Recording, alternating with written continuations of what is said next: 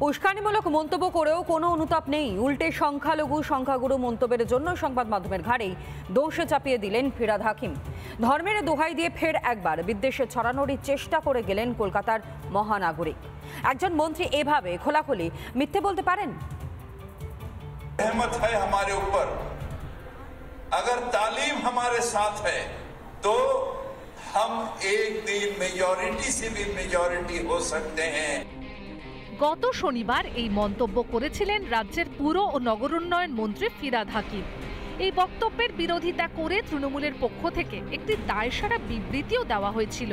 আর বৃহস্পতিবারই ফিরহাদ কিভাবে পাল্টি খেলেন শুনুন একবার। সব ধর্মকে আমি হৃদয় দিয়ে আমি ইজ্জত, কিন্তু আমার নিজের ধর্মকে আমি 100% মানি।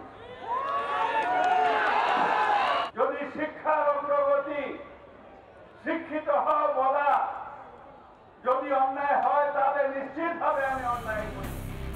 সংবাদ মাধ্যমকে দোষে নিজেকে ধর্মনিরপেক্ষ প্রমাণ করতে মরিয়া ফিরহাদ হাকিম, অথচ কিছুদিন আগেই তো অমুসলিমদের দুর্ভাগা বলেছিলেন ফিরহাদ। ভুলে গেলেন নাকি? যারা দুর্ভাগ্য নিয়ে জন্মেছে, যারা ইসলাম নিয়ে জন্মায়নি, তাদের দাওয়াতে ইসলাম। ফিরহাদ হাকিমের মন্তব্যে অবশ্য ভুল কিছু দেখেন না ফুরফুরা শরীফের পীরজাদা তহা সিদ্দিকী। বিন্দু মাত্র কিছু ভুল দেখলাম না। তার চেয়ে অনেক ববি হাকিম তো বলেন দুটো করে বাচ্চা পয়দা করো, 4টে করে বাচ্চা পয়দা করো। ফিরহাদকে নিয়ে এখনো নিজের মন্তব্যে অনড় প্রাক্তন রাজ্যপাল তথাগত রায়। ফিরহাদ হাকিমকে তার দল থেকে একেবারে সরাসরি বরখাস্ত করা উচিত, কিন্তু বরখাস্ত করবে না, কারণ ফিরহাদ হাকিম হচ্ছে দুধেল গাই। দুধেল গাই দিয়ে তো মমতা বেঁচে আছেন, দুধেল গাইদের নিয়েই তো মমতা ক্ষমতায় আছেন। ফিরহাদের উস্কানিমূলক মন্তব্য থেকে দূরত্ব বজায় রাখছে কংগ্রেসও। মেয়রের পদে বসে এই ধরনের কথা বলা মানে তার রেজিগনেশন দিয়েই বলা উচিত। ফিরহাদের দাবি তিনি নাকি সংখ্যালঘুদের শিক্ষিত হতে বলেছেন। হক কথা, এটা বাংলাদেশ নয়, এটা ভারত। এখানে জাত ধর্ম নির্বিশেষে প্রত্যেকের শিক্ষার অধিকার আছে। কিন্তু শিক্ষিত হওয়া আর জনসংখ্যার নিরিখে সংখ্যাগুরু হওয়া কি এক জিনিস? ফিরহাদ সাহেব একটা উস্কানিকে চাপা দিতে ধর্মের দোহাই দিয়ে ফের উস্কানির নেপথ্যে কি দলের প্রশ্রয়?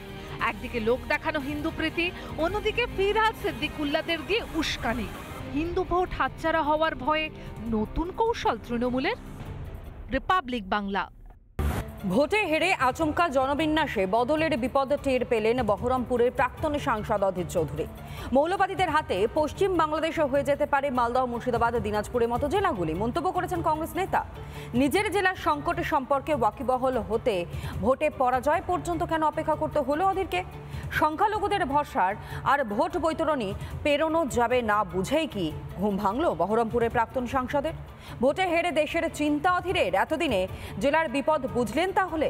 জনবিন্যাসের আতঙ্ক অধীরেরও তাহলে? আগামী দিনে এই মুর্শিদাবাদ, মালদা, দিনাজপুরে তারা দাবি করবে যে এগুলো বাংলাদেশের এক্সটেন্ডেড বাংলাদেশ।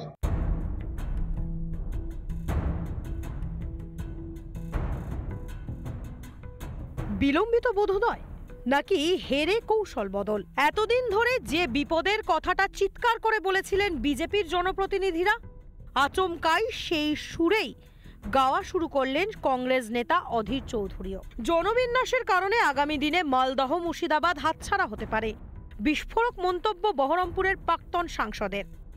আগামী দিনে বাংলাদেশের মৌলবাদীরা যদি প্রশ্রয় পায়, মুর্শিদাবাদ, মালদা, দিনাজপুর এখানটায় সংখ্যালঘু, এখানে তারা সংখ্যালঘু না সংখ্যাগুরু। এই ধরনের মুর্শিদাবাদ, আমি যে জেলায় থাকি, 70 থেকে 73% উপরে মুসলমান বাস করে। আগামী দিনে এই মুর্শিদাবাদ, মালদা, দিনাজপুরে তারা দাবি করবে যে এগুলো বাংলাদেশের এক্সটেন্ডেড বাংলাদেশ।